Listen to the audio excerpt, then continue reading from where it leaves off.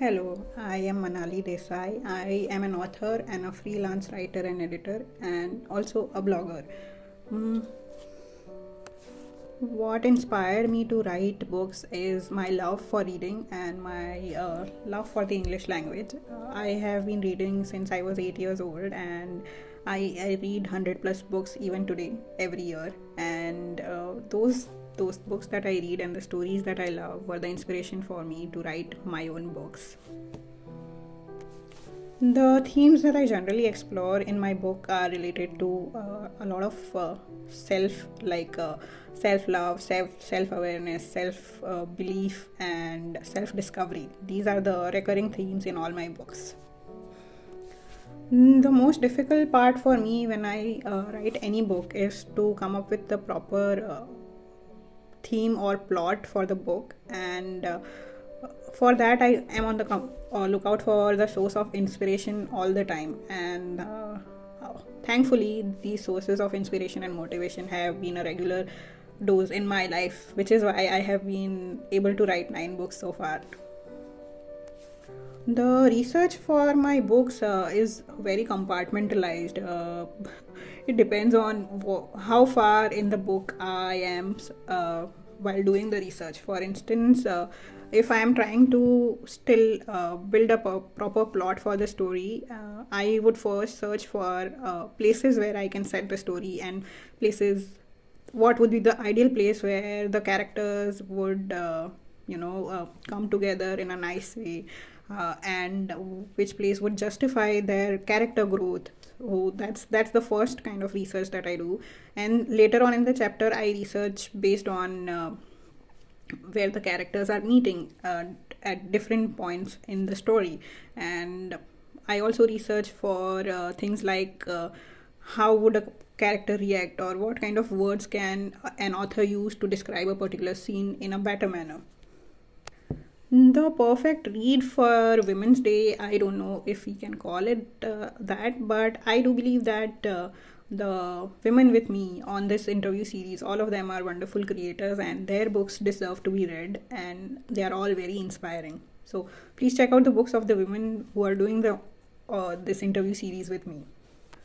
For all the women authors and creators and upcoming writers out there, my biggest advice at this point in my career would be that keep looking for that source of inspiration. It's around you in all the women that you see around you, right from your grandmother to your mother to your mentor, to your friends, to your classmates, to your colleagues. They are all inspiring women, and you never know when that particular idea hits you. And whenever it does hit you, don't let it go.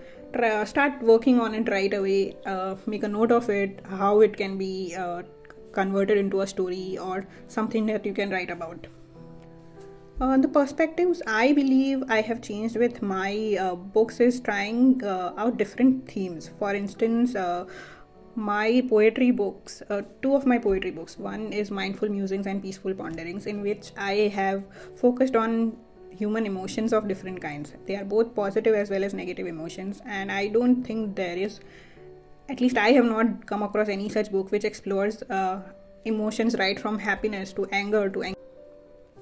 The most challenging part as a writer, I feel, is that building up the motivation to, deciding that this particular idea that has come to you, it's good, and it is something that can be converted into a good story, a good article, a good post, or a good book. So that's the biggest challenge I feel that most writers go through. Something that comes to us as an idea, is it bankable enough to be converted into something big? There are many female characters that I feel inspired by, and it's difficult to name one, but off the top of my head, right away, I can think of the character Scarlett O'Hara from Gone with the Wind. She was one of those characters, and she existed in a time when women were, oppressed a lot more than they are today, and they had very limited rights. And she, even in that generation, she managed to be so rebellious and so independent, and that's one of the most inspiring characters that I have read.